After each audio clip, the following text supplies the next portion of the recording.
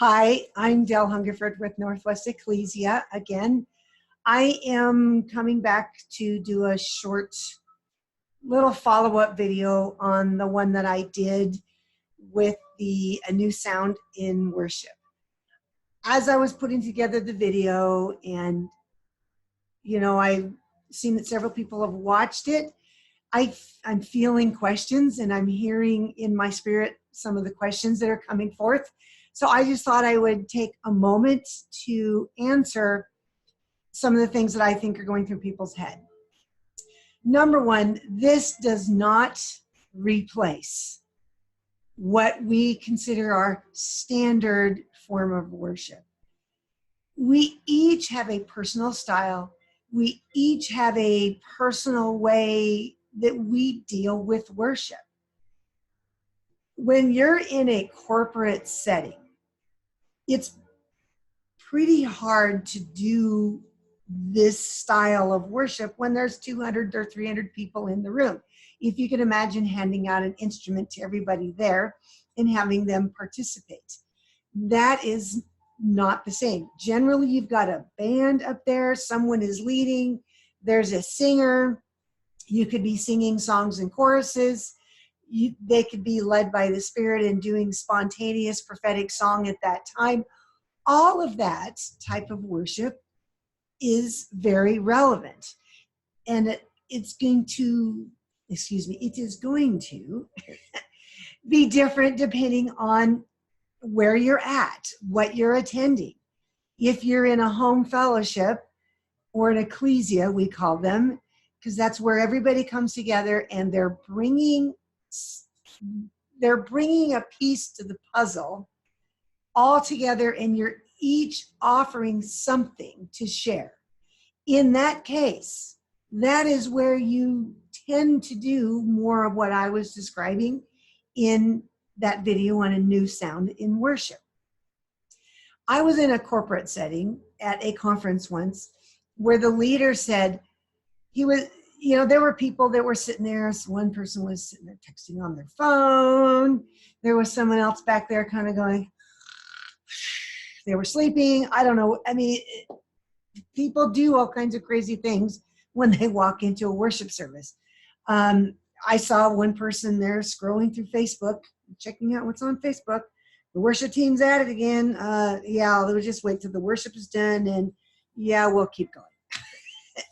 And the person who was in charge was obviously not paying attention, focused on what was going on in the room. And I was in the back, very back of the room, so I could see everybody in front of me, because I tend, when I'm in a corporate worship where I'm not part of the worship team, I will go into the very back and flag, or I will worship with my arms or do things mimicking what I'm seeing in the throne room or what I sense or feel frequencies are doing, because I know that motion creates. I mean, and if you want to learn more about that, you just need to bebop on over to healingfrequenciesmusic.com and read all my blog posts on it.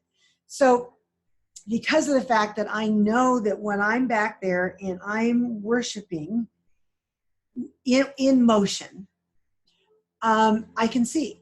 And so that's how I was able to see what was going on in the room. And I'd say a good 1/4 of the people were just kind of sitting. They were obviously doing something else. So all of a sudden, the person in charge gets up and says, okay, everybody just needs to pray in tongues for like 5 minutes. Everybody pray in tongues, get into worship. The worship leader is not responsible for bringing you into worship. You are responsible for stepping in. And as I explained in the last teaching, we are so used to going to an event, whether it be church, whether it be a conference, whether it be an intensive, a retreat, whatever it is, where there's a large group of people, and having the worship team bring us in. That is not their responsibility. It's our responsibility to step in and become part of the worship. So when this man says, everybody pray in tongues for 5 minutes or 10 minutes. And so we all, and of course I sing in tongues, it's really interesting. I can't speak in tongues without my voice hurting. I mean, it's improving, but I can sing in tongues for 5 or 6 hours, and it never hurts. It's kind of weird. So I had already been doing it. As soon as the worship started, I just went into tongues, started praying, and then at that same point, I ascended. And I ascended means, in this case, I just engaged. I stepped in, I engaged in the throne room where I'm looking around. Oh, I see this. So I'm, doing this. Okay. So I see a flag making this motion in the room. So I make this motion. And then I see something else. And so I do something else. And I turn around in the spirit. I'm watching this. And then I'm like, oh yeah, we're told that when we go in and engage in the spirit, what is going on in worship, then we take what we're seeing and sensing and hearing and feeling, and then we just bring it down into the realm of the earth and we just release that. And so I was just engaging and seeing this stuff. And not long after he said that, and people started praying in tongues, people were praying in tongues, and I just came back, released what I was seeing in the throne room. And then, of course, I went right back up. And within 5 minutes, if even that long, all of a sudden, as people began to corporately engage in unity in that point, then things in the room began to open up. And this was one of the occasions where I saw all of the, I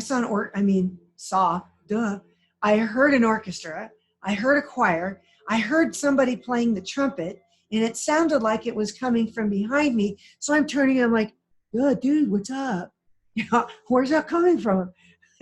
And I'm looking up in the worship band, and there's nobody playing trumpet. It was a guitar, 2 guitars, bass, someone playing keyboard, and a myriad of percussion stuff. That was the worship team at that particular event. And the person playing keyboard was also the leader, was the singer. The others joined in, but that person was leading the worship, and some of the songs were pre-done, pre-written, and there was a lot of spontaneous stuff that was going on in between. So at this point, when this was going on, there was not a song with a chorus that was going on at that point. If I remember correctly, everybody was just I think the worship leader was singing in tongues. I can't remember. I wasn't really paying attention musically what was going on until I started hearing sounds that I knew weren't in the room. And you could hear it was like a stereo effect from behind me as well as in front of me, and it was reverberating all the way around the room. Now I noticed that a few people started looking around, so I knew I wasn't the only one that was hearing it. The point is, whether we are in a small group and doing what I was describing on the New Sound of Worship video, where everyone has an instrument or they have a flag, or they're doing something, actively doing something, or whether they're in a large group situation where there is a singer, there is a leader, and you're going along with what that person is doing and you're just adding to the experience. It doesn't matter. It's the unity of those who are in the room who are responsible for being in unity so that all heaven breaks loose, as for lack of a better word to say. But when we go up there, we engage, we come down, we release the revelation of what we've seen up there. We release what we're seeing or doing.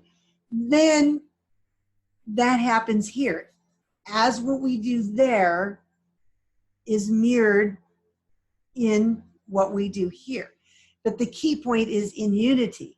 There's been many times where I have been on a worship team where I'm just a member of the band. and someone else is singing and they're leading. In that case, I would function like I am in an orchestra where there's a conductor and I'm following the conductor. That's how that type of worship works. There is one person.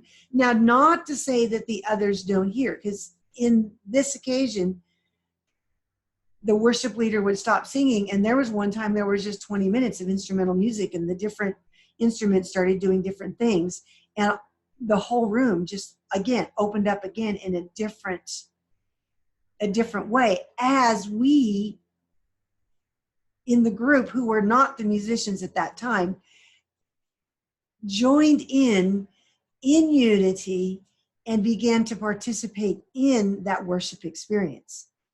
So that we have not left behind all of that. The key is when you are alone and you don't have any worship music, you can put on music like I have playing here in my house, which is my music.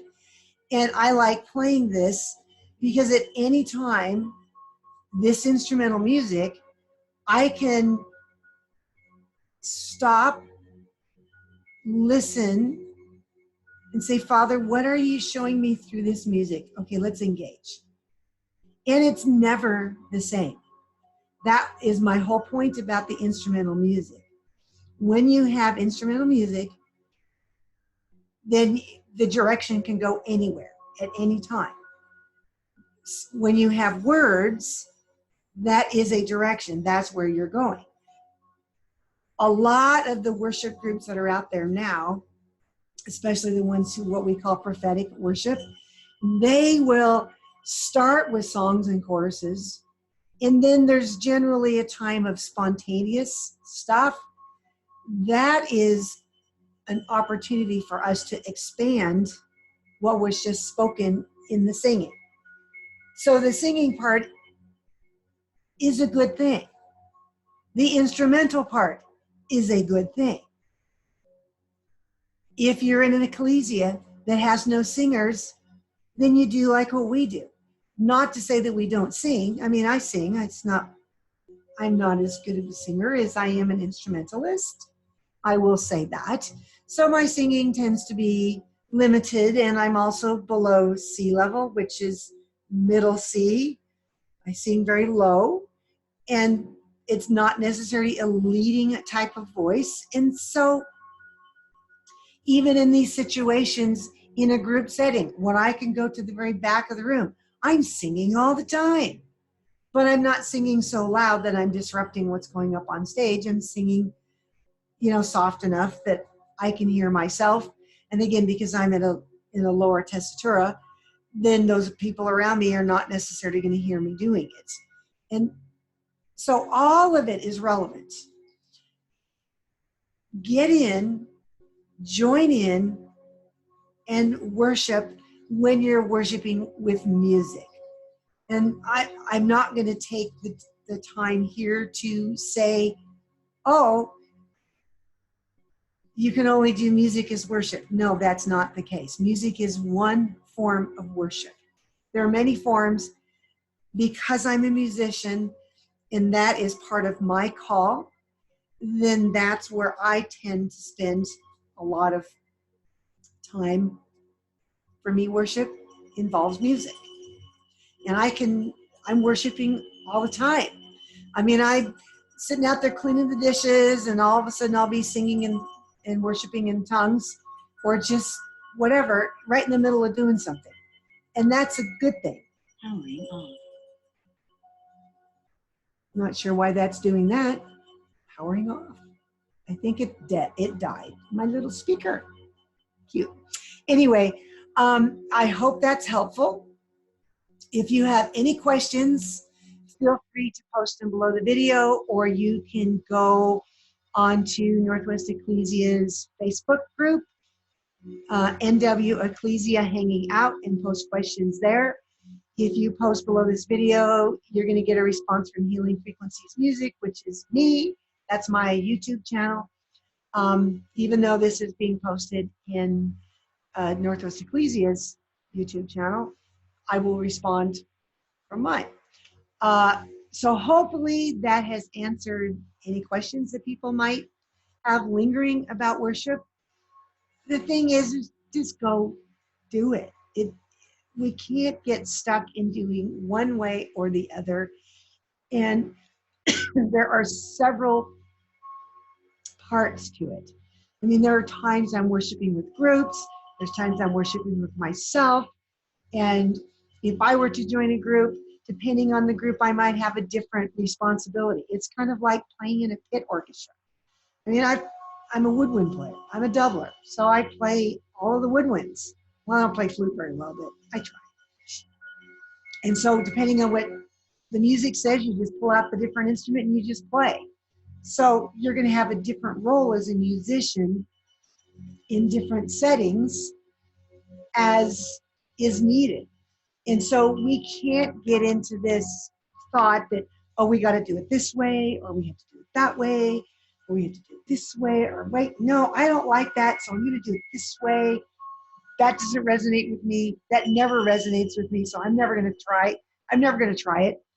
If we get in that situation, more than likely, it's more about something within us that's not able to open up to that yet. And again, I'm not going to go into that, but